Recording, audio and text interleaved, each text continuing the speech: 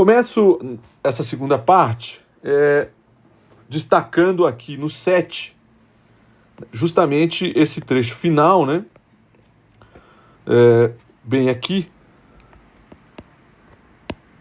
no qual opa, acho que não funcionou aqui a minha. Opa! Tá ruim para funcionar, hein? Me desculpem. Destacando aqui no 7 esse trecho final, né? Que é justamente aqui, né, que me interessa, né? O Nietzsche já havia dito, né? Aqui nesse trecho aqui que é importante, o Nietzsche já havia dito que nós não deveríamos desconsiderar, é bom recordar as épocas em que se julgava o contrário, né? Porque não se prescindia do fazer sofrer e via-se nele um encanto de primeira ordem, um verdadeiro chamariz à vida, né? Esse trecho só pode ser compreendido, né, a partir do final, né? Se o elemento central do 7 é a tal invenção dos deuses, né, a invenção dos deuses justamente visa, né, a articular a relação entre visibilidade e sofrimento, né? Dar visibilidade, né? Deixar ver, né? Ser possível de testemunhar o sofrimento era a condição, obviamente, para essa interação entre o humano e o divino. Sim, mas essa interação entre o humano e o divino é pensada ali no 7 como uma forma de justificação do mal. Os gregos, né, digamos assim, do ponto de vista da sua criação poética, com Homero, precisavam justificar o mal, né? Justificar o mal, né, significa pensar o sofrimento como um sentido. O porquê da crueldade, o porquê da maldade humana, o porquê do sofrimento, né, é pensar para isto um sentido. E o Nietzsche, no final, vai justamente, né, dizer, e isso a partir dessas considerações sobre o poeta, que aparecem aqui no final.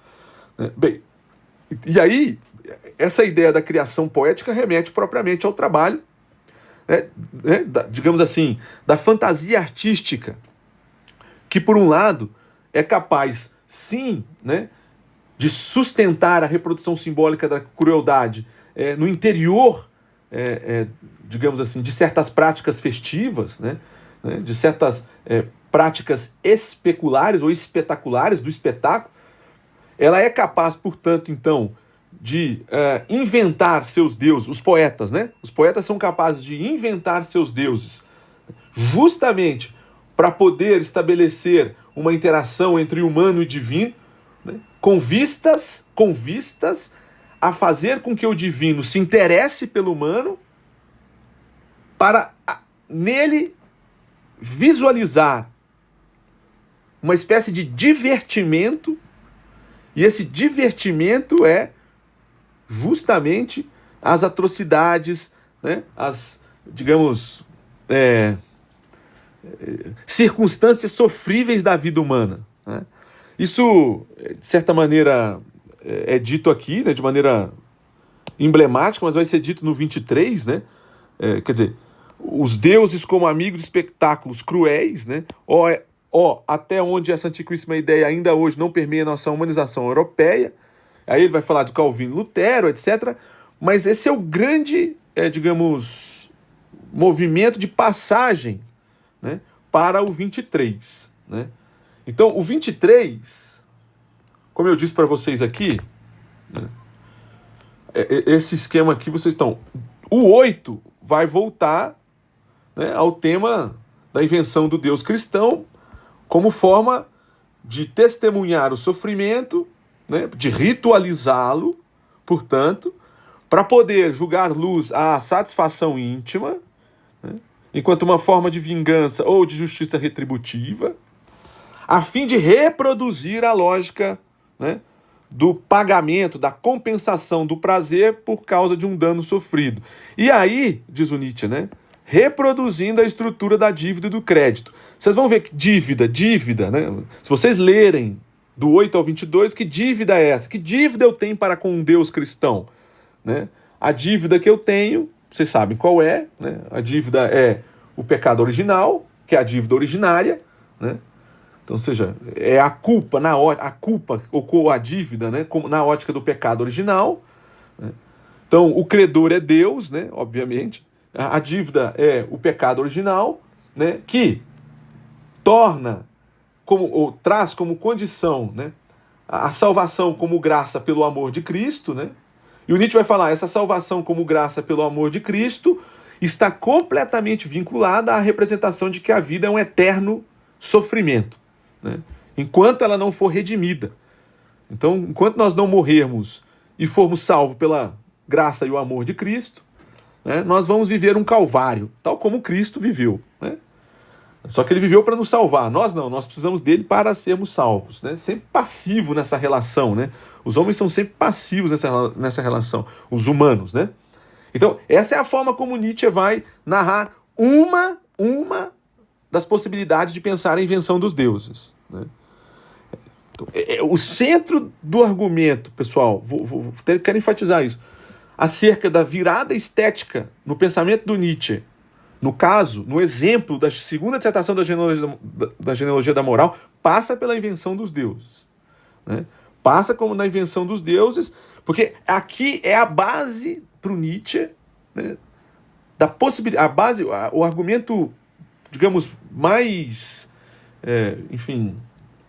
fundamental para se pensar a relação, né, entre o humano e o sofrimento, né? Mais ainda, os deuses, né, como espectadores do sofrimento, né, e espectadores interessados, porque os homens criavam os deuses como espectadores interessados no sofrimento para tornar os deuses, ou a divindade, ou o divino, ou o transcendente, atraídos por eles. Os homens queriam ser atrativos.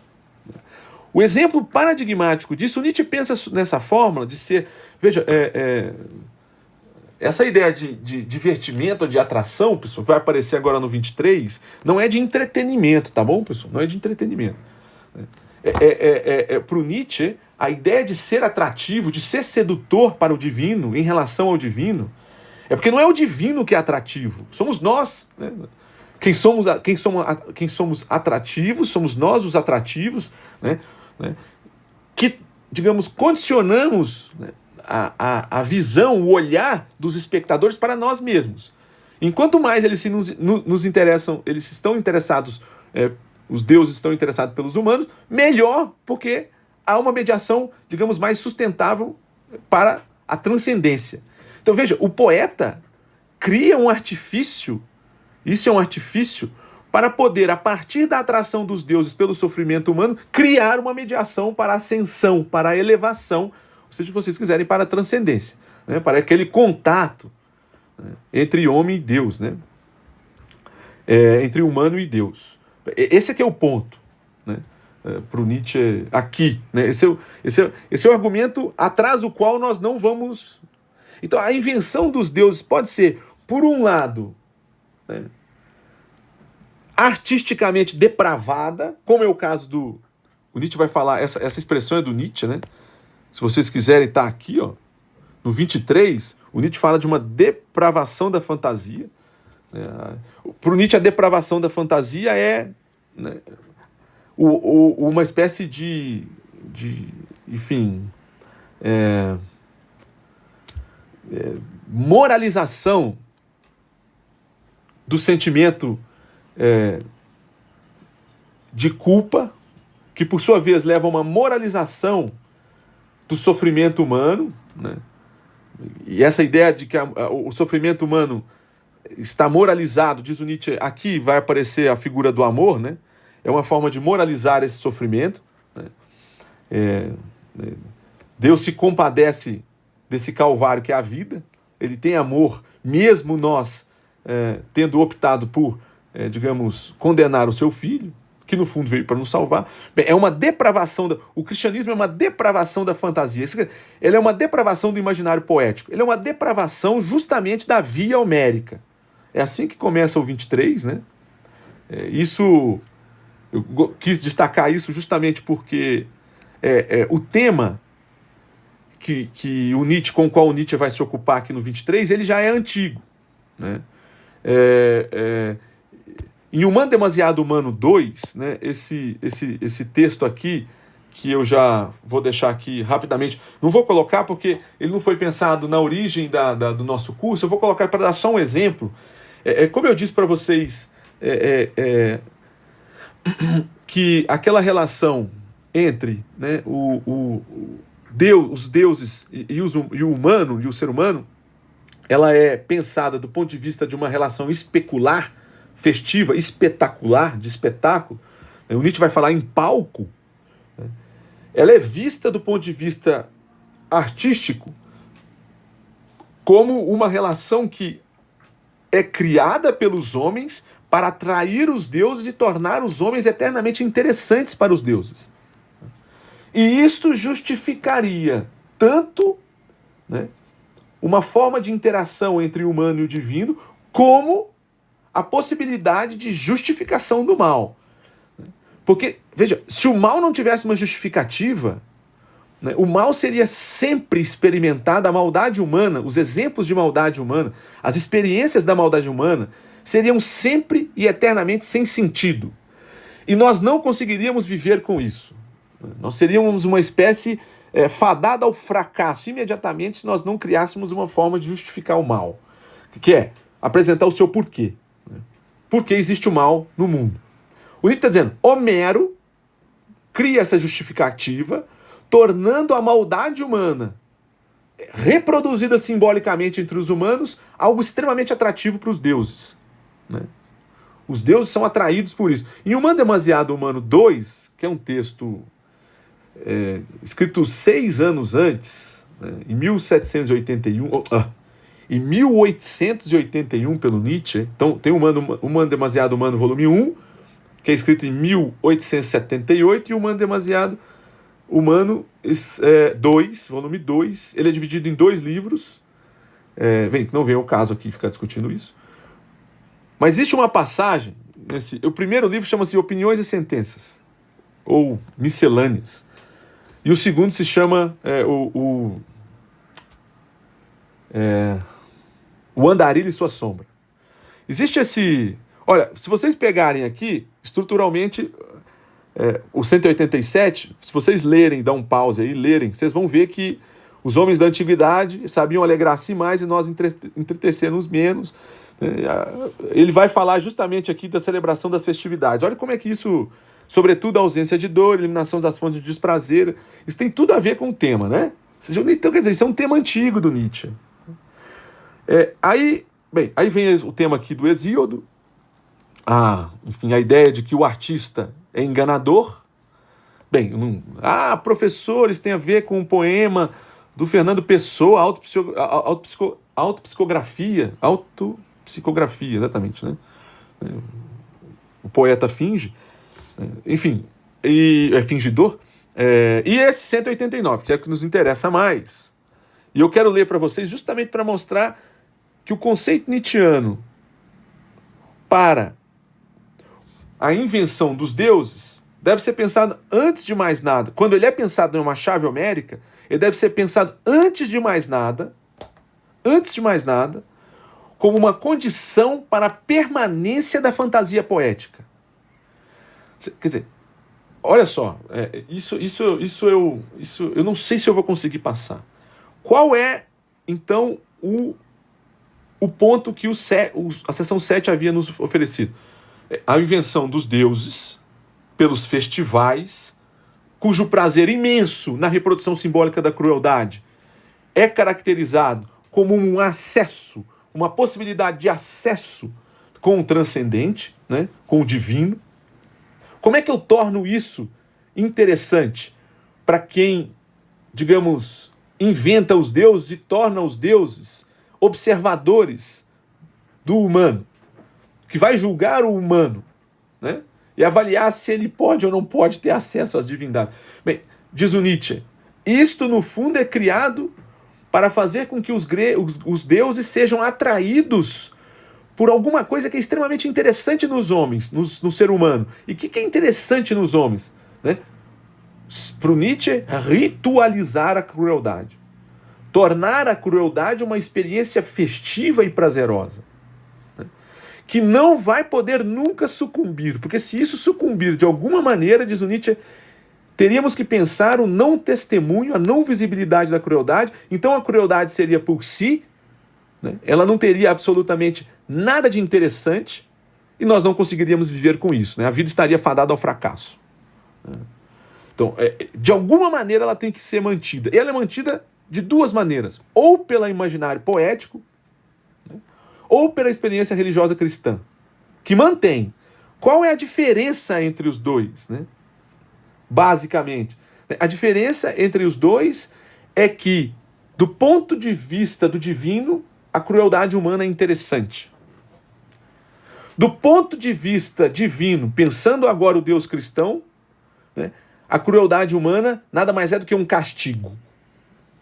Ela é um castigo por uma dívida, né, digamos assim, que é anterior, inata, né? Ela é anterior ao meu próprio nascimento. Então, o fato dela ser inata, que dívida é essa, o pecado original? Uma dívida impagável. Não tem como compensá-la. Nós temos que tentar compensá-la de toda maneira, né? Senão teremos sempre mais castigo. Como é que nós compensamos? Vivendo segundo os mandamentos de Cristo. Se nós não conseguimos fazer isso, mais castigo. Diz o Nietzsche, nesse sentido, o Deus que olha para a experiência humana não tem nenhum tipo de atração por ela. Pelo contrário, ela é simplesmente sem valor. Tanto é que por isso que o Deus promete para mim uma vida pós-mortem, né? Após a vida, o Deus cristão.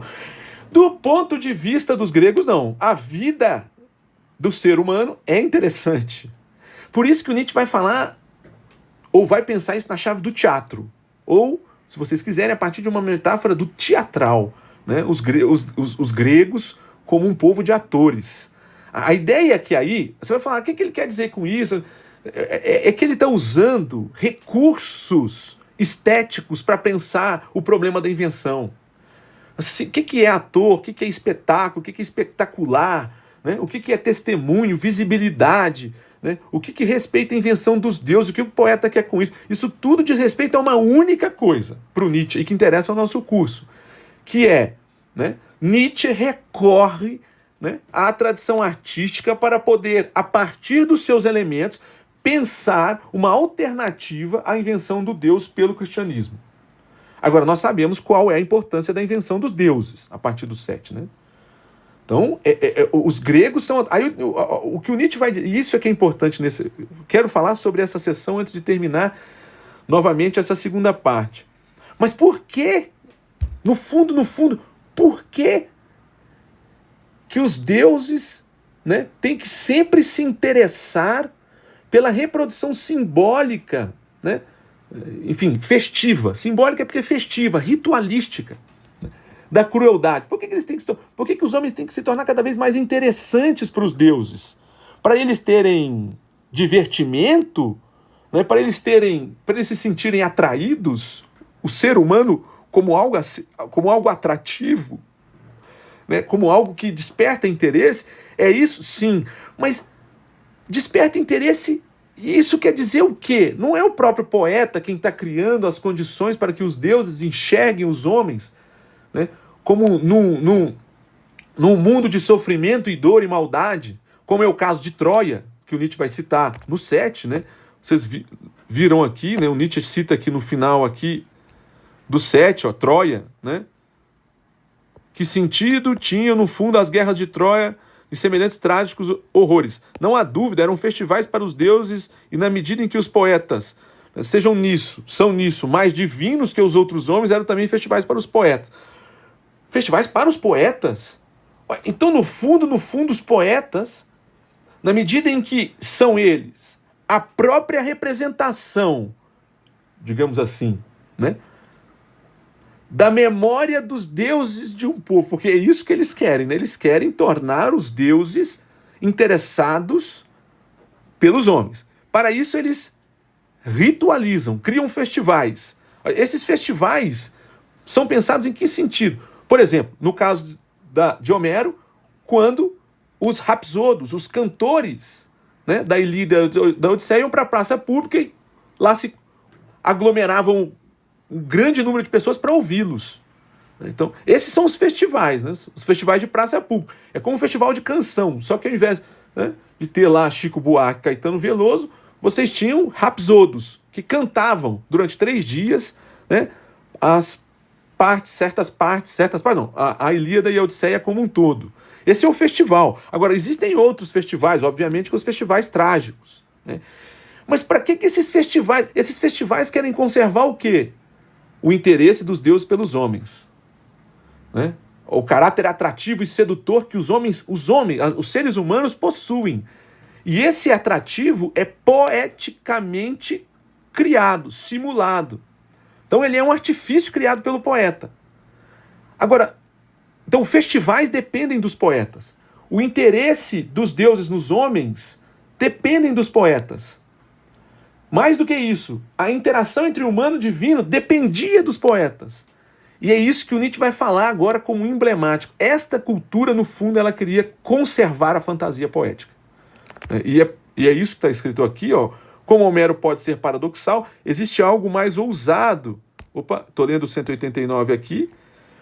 Mais horripilante, mais incrível, a brilhar como o sol de inverno sobre o destino humano do que este pensamento encontrado em Homero. Assim decidiram e impuseram os deuses aos homens a ruína, para que gerações posteriores a cantassem. Bem, a tradução pode ser essa, mas a ideia que está aqui, né? Os deuses decidiram e impuseram aos homens, né, ao ser humano, a ruína. A ruína é o sofrimento, tá? Sofrimento, catástrofe, né? Coisas ruins, digamos assim, né? Mas a tradução também pode ser assim no final, né? Então os deuses decidiram e impuseram aos homens a catástrofe, desgraças, ruínas, para que a poesia pudesse continuar a existir, para que as gerações posteriores pudessem, digamos, conservar o canto. O canto é o canto do Aedo, obviamente, que é o poeta. Então, no fundo, o poeta quer preservar a poesia. E, portanto, este tipo de representação do sofrimento. Que representação do sofrimento é essa? Uma representação esteticamente interessada. O Nietzsche termina aqui, né? Essa é talvez uma das passagens mais importantes, pelo menos para mim, né? Ou seja, nós sofremos, né, do ponto de vista humano, e sucumbimos para que não falte material aos poetas. Aqui tem essa frase, né, quer dizer mais ou menos o seguinte: quando Nietzsche fala da vida como sofrimento, da vida, do sofrimento, né, das condições de penúria, isto é interessante como material artístico. Quer dizer, a vida sobre a qual Nietzsche fala, né, não é a vida tal como os nossos juízos de valor, sobre a qual os nossos juízes de valor falam. Né? Quer dizer, não é a vida como estruturada de uma maneira X ou Y. Ou seja, a vida de um político, a vida de um cantor, a vida de alguém. Né?